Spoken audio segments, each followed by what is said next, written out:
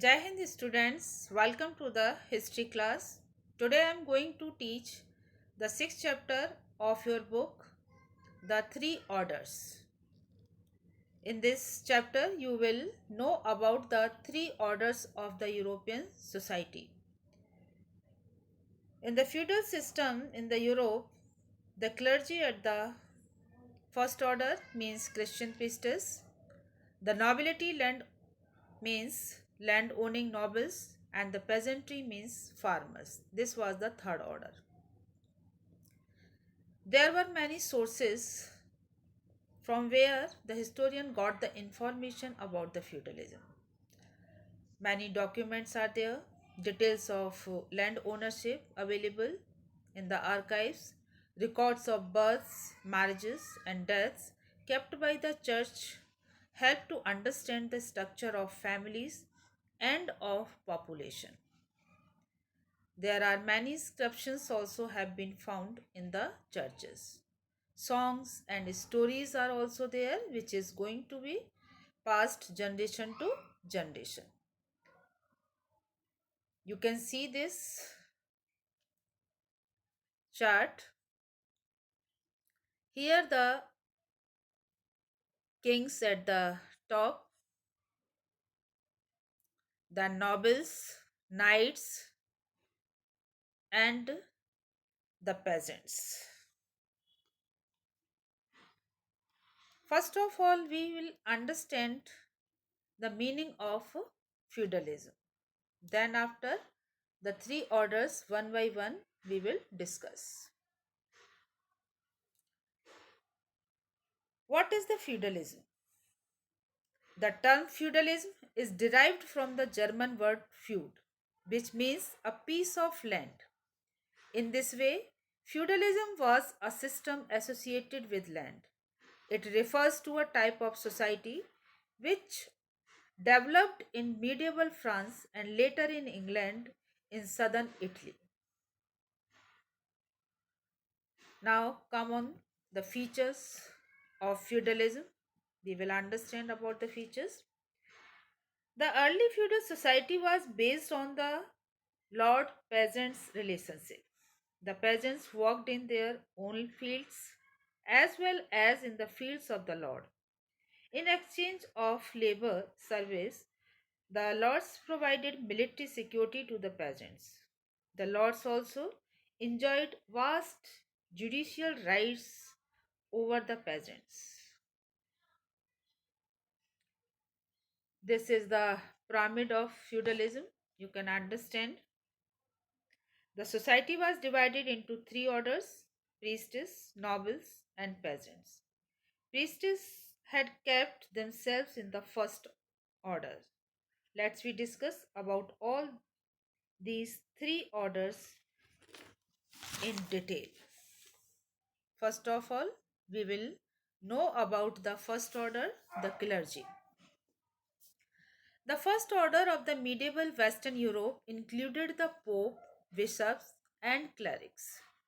They enjoyed a significant place in the Catholic Church.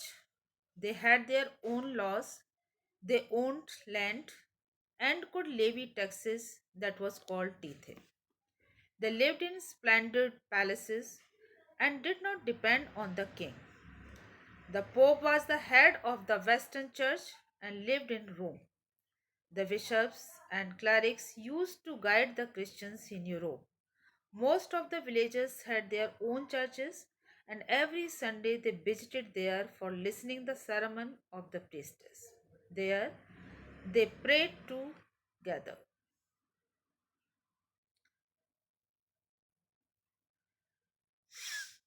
This is the pick of tithe, that was the tax. Actually, churches had the right to take one tenth of the total produce from the peasants. It was known as tithe. Now we will know about the second order. What was it? The nobility enjoys an absolute and permanent control over his property. He was free to raise troops, known as feudal levies. This control was the outcome of the practice called vassalage. Vassal means one who holds land under a lord. He was the lord of all people living on his land. He was the owner of large tracts of land, including his own dwellings, his private fields, and also the home and fields of his tenant peasants. His house was known as a manor. This is the pic of manor. You can see here all facilities are available. It is the vast area where they lived. They enjoyed every facilities in their manor. A medieval lord had his manor house. Villages were controlled by the lord where peasants used to live. Almost everything was available in the estate which was required for daily life.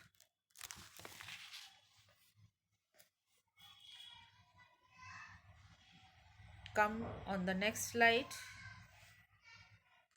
Peasants also grew grains in the fields. Lords' implements and weapons were maintained and repaired by blacksmiths and carpenters. Buildings were looked after by stone masons. Fabric was spun and woven by women, and children used to work in the wine presses of the Lord. They had extensive woodlands and forests for hunting, grazing. Fields were also there, and estate had their own church also.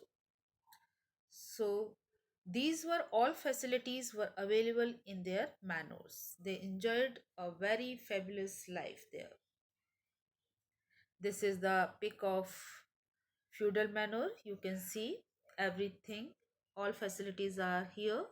Churches, splendid palaces, agricultural land, mills, everything. Markets, all our facilities are available in these manors. Next pic is of knights. Knights means the military commanders of the feudal system. Now we will know about the knights. Who were they and what was the relation of these knights with the lord? The knights were linked to the lords in the same way as the lords linked to the king. A piece of land was given to the knights by the lord called fief and a promise to protect him. The fief could also be inherited. It could have extended from 1000 to 2000 acres of land or more. It also included a house for him and his family. Now we will discuss about the third order. The peasants spent a very hard life.